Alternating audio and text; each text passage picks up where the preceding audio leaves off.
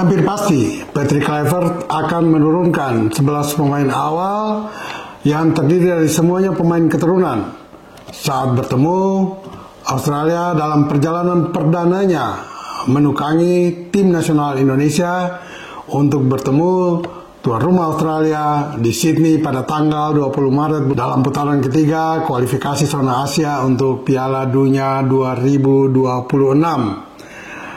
Lalu mengapa harus semuanya pemain keturunan? Apakah tidak ada pemain lokal yang besar dan lahir dari kompetisi dalam negeri? Bagi semua rekan sahabat Rai Soccer TV, ikuti terus analisis Bung Yes dan jangan lupa like, comment, share, and subscribe.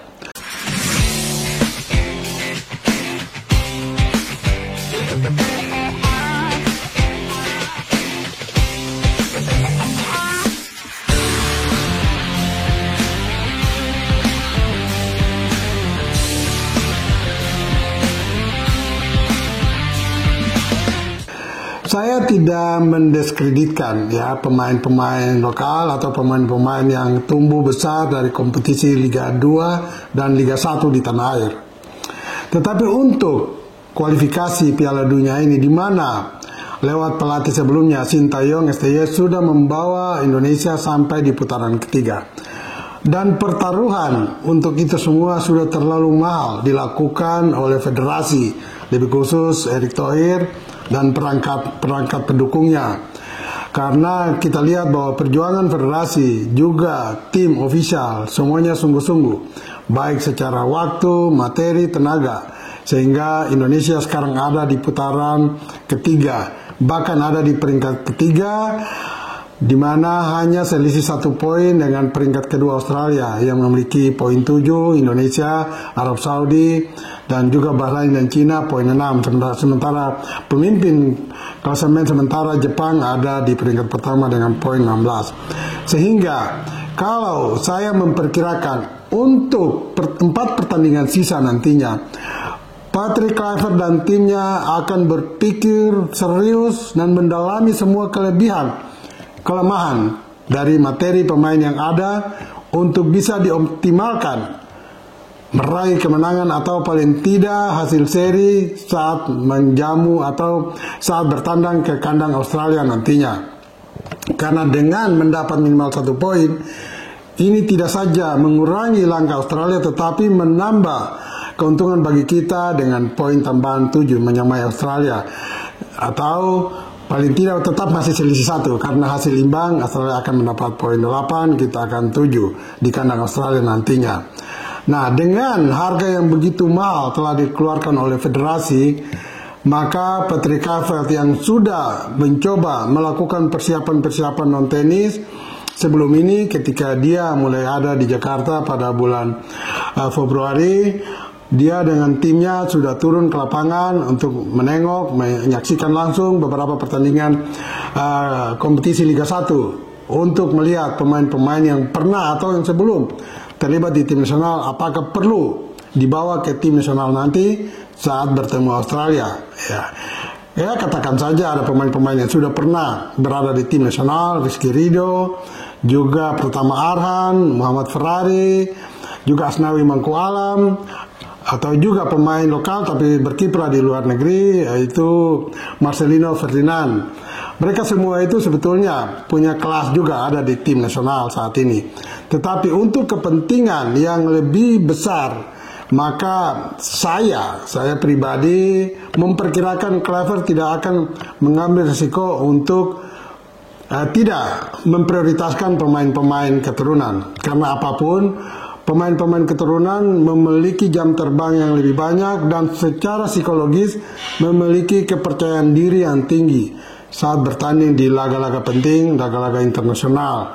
Nah, ini yang membuat sangat mungkin Kluivert akan menurunkan seluruh 11 pemain keturunan ketika bermain di kandang Australia nantinya.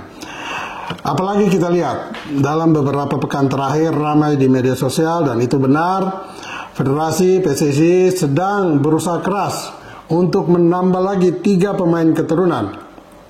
Emil Audero, kiper dari Palermo, Serie A atau Serie B, Liga Italia saat ini.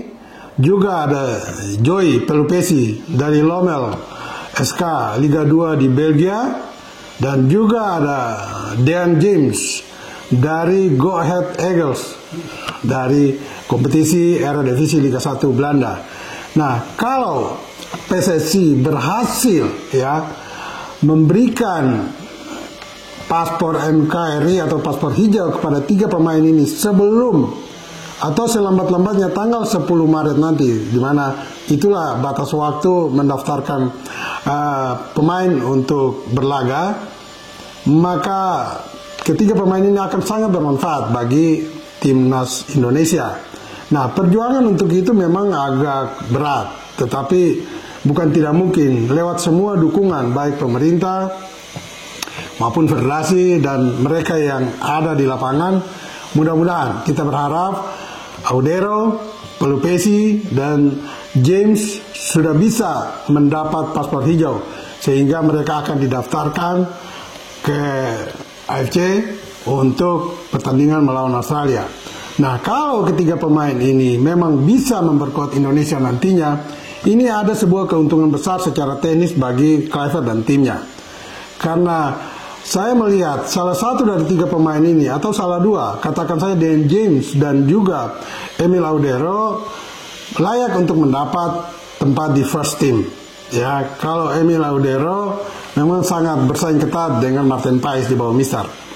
Tetapi kalau untuk Dean James, sangat mungkin ya Kluivert akan memprioritaskan dia sejak menit pertama. James bermain sebagai back, ya lebih tepat di back kiri. Dan pada pekan kemarin saya menyaksikan bagaimana pertandingan langsung Eredivisie Go Ahead Eagles bisa mengalahkan PSV Eindhoven dengan skor 3-2 di kandang. Dan Dean James bermain selama 90 menit untuk membawa kemenangan bagi Go Ahead Eagles atas PSV Eindhoven. Nah, kalau Dean James ini memang bisa memperkuat Indonesia nantinya, ini menambah kekuatan di lini belakang, paling tidak 4 sejajar di belakang. Karena di sayap kanan atau di bek kanan, ya di sektor kanan, kemungkinan besar akan diisi oleh Kevin Dix, ya Kevin Dix. Dan di jantung pertahanan kalau bukan Jaites siapa lagi? Pemain yang bermain di klub Venezia Italia. Hanya satu pemain yang untuk mengisi 4 belakang dari 3 yang saya sebut tadi, yaitu Kevin Dix, Jaites, dan juga Dean James. Ini ada beberapa alternatif, ya beberapa alternatif. Kalau Elkan Bagot memang akhirnya bisa hadir di tim nasional, mungkin dia menjadi pilihan pertama. Tetapi ini juga agak riskan ya, karena Elkan selain cedera dia juga tidak mendapat jam terbang yang banyak di klubnya. Tetapi pilihan lain ada juga Jordi Amat misalnya. Tetapi kalau Jordi dan Elkan tidak ada, maka mungkin akan terjadi sedikit perubahan di 4 sejajar belakang. Ya, kemungkinan juga antara Kevin Dix dan Dean James akan bergeser ke center back jantung pertahanan berdua bersama Jaites.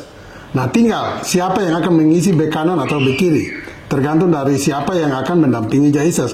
Kalau Kevin Dix yang akan mendampingi Jaites di center back, maka bek kanan bisa diisi oleh Sandy Walsh atau Saint Patinama.